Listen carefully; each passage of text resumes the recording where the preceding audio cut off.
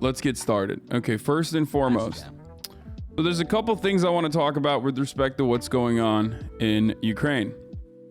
You might have heard it in the news that humanitarian corridors have been established in ceasefire negotiations in Ukraine. That, for those of you who don't know what humanitarian corridors are, war has weird rules. It's not like fucking Call of Duty, where because there are civilians in the populations that Russia is invading, they will establish some kind of treaty or some kind of ceasefire where they will allow in two cities in eastern Ukraine openings for humanitarian aid to get through, because a lot of these cities that have been captured by the Russians or under fire by the Russians are they're running out of supplies, they're running out of food. And now this, of course, is always going to be on shaky ground. Some people believe that the ceasefire is exclusively for Russia to resupply so they can shell further. Okay. Hearts to Ukraine. And the ceasefire has already been, according to some reports, the ceasefire has already been violated. And that the humanitarian corridor is no longer.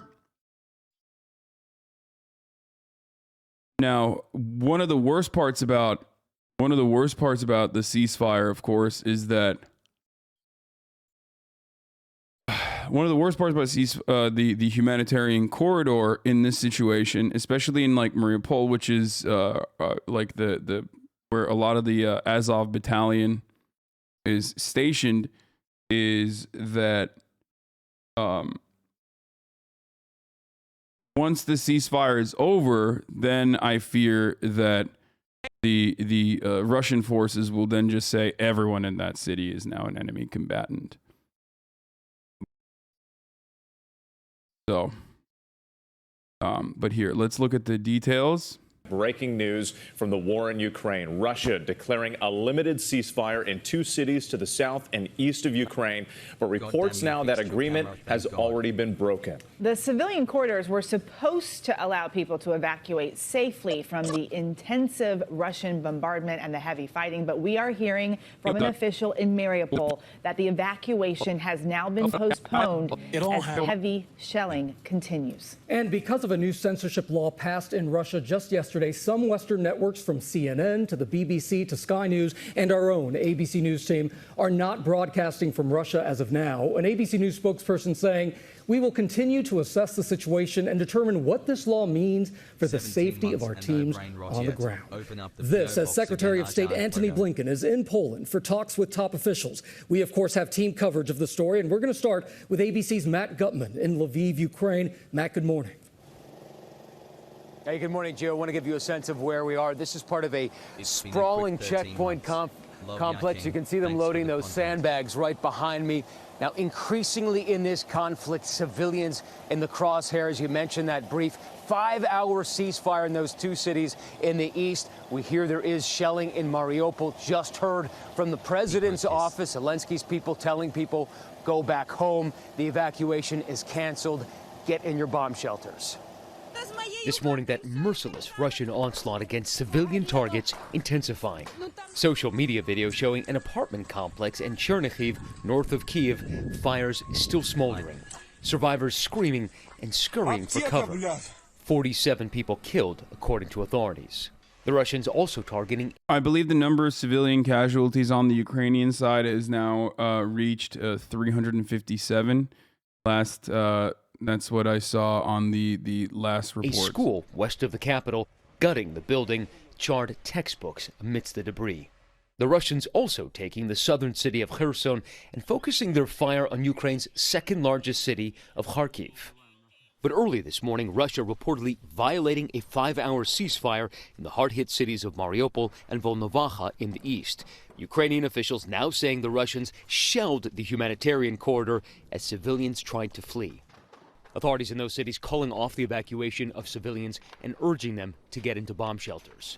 Overnight, Ukraine's president criticizing NATO for rebuffing his plea for a no-fly zone and saying all of the people who die from this day forward will die because of you. And overnight, we will also look at, that's the UN official statement. Ukraine claims upwards of thousands of civilians dead. Yeah, we, How will this play out?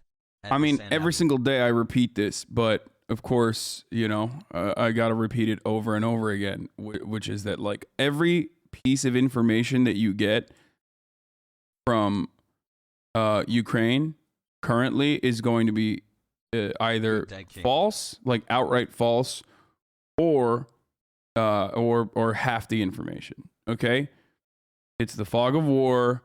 Every side has an interest in propagandizing, whether it be to increase the civilian toll, whether it be to decrease the civilian toll on the Russian side, make it seem like they're engaging in a humanitarian mission, whether it's to overestimate their capabilities on the Russian side and claim that like less troops have died actually and we're doing fucking great, or even on the Ukrainian side where they claim, oh, we're winning actually, because the war is fought on all fronts, and the war is fought on all fronts, and what that means is on the information front, which the Ukrainian side has been fucking crushing, okay, absolutely crushing.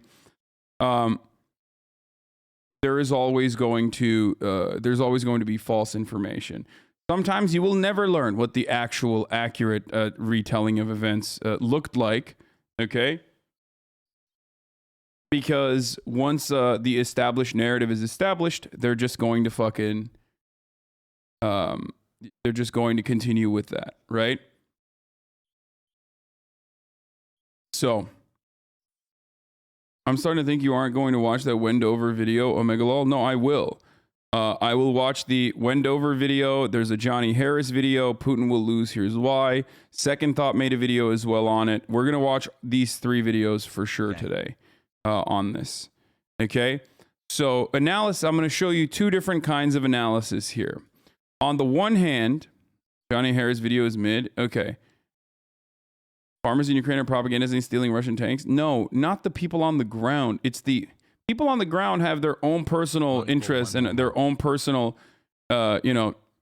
experiences. Their real experiences on the ground. That has nothing to do with how either side covers that. How either side uses that information to portray a certain type of narrative, to make it seem like something else is going on. That's just how it works. Anyway, so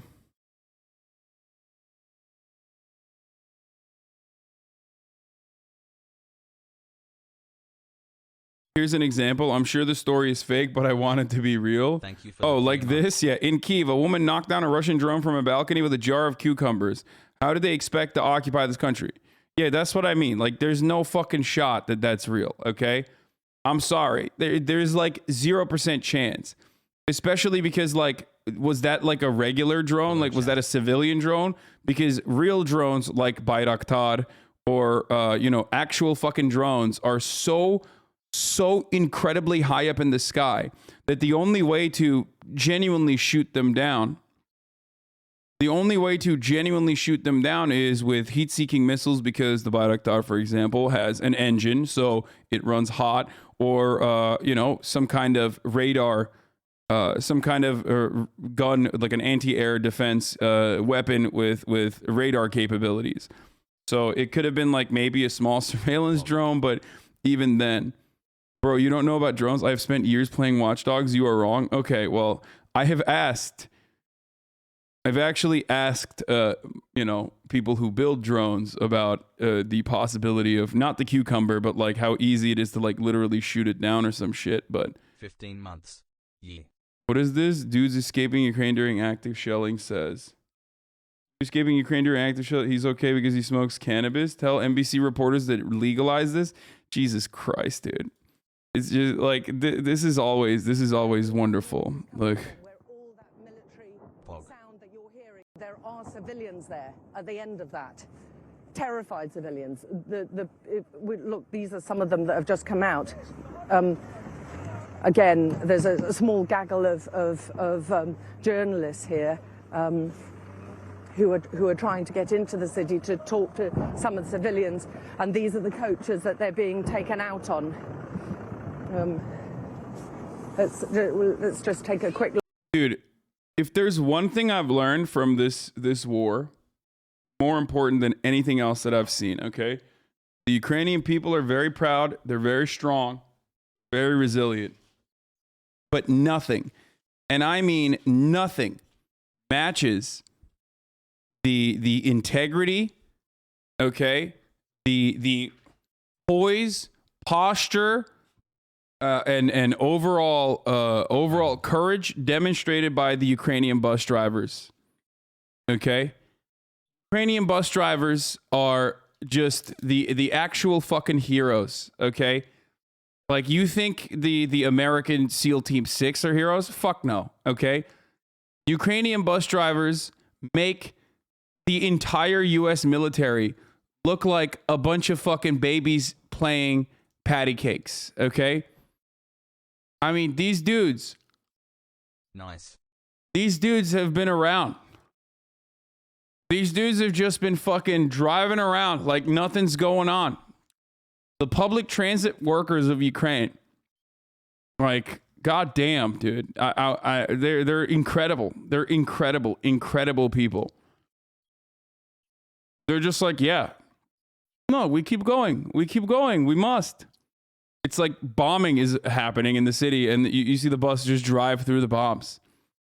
Wild. Look inside before. Ghost bus driver of Kyiv. People say he run over 20 tanks with his bus. Yeah. Why is no one writing fucking fake stories about the fucking bus drivers?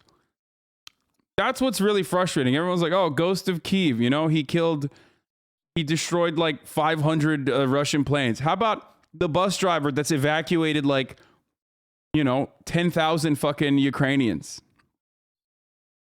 Okay. No one, that's what I want to do. I want to write a fucking story about the ghost bus driver of Kyiv. Just to get a quick. Does anyone speak English here? Yeah. Hi. What was it like in there? Where you've just come from Irpin or somewhere else? We were on circle, like when you're. It's okay. Don't worry. Okay, they're very stressed. Tell me quickly. Are you all right? I'm all right. And how many people are trapped in there? Weed legalized 420. American. I smoke weed, legalized, 420. You know this motherfucker has crypto, dude. You know this motherfucker. He's like next to some babushkas who are like screaming in Ukrainian about like needing help. And he's like, yeah, 420, legalize. British. How many more? Cannabis legalized in Great Britain. Pardon? Is cannabis legalized in Great I Britain? don't. Bro, homie's got his rings on and shit. I love this dude, okay? This dude is, oh my God. He's got his fucking, he's like, I can't hear. Bombs fall, I can't hear. I got my gaming headset on. In my head canon, this is a HasanAbi head. I take it back. He's not some NFT crypto guy, but instead he's a HasanAbi head who's like, yeah, I didn't evacuate because I watched dumb Twitch streamer HasanAbi. He says no invasion going to happen. So now invasion happening, and what the fuck? Know whether cannabis is licensed. I'm glad that's all you're thinking about. How many civilians are still there, do you think? I think not many. Those who can't, defend themselves. Right, but there are still substantial civilians there. Look, you can see they're in. He's like, is it legal in Britain? Like, he's gonna go. He's like, is it legal in Britain? I want to go. Legalize. That's awesome. Oh, Jesus Christ. Yeah, can't hear the bombs, bro. The weed is too loud, homie. Hey, if you like this video, please subscribe and hit that bell so you don't miss out on any future videos.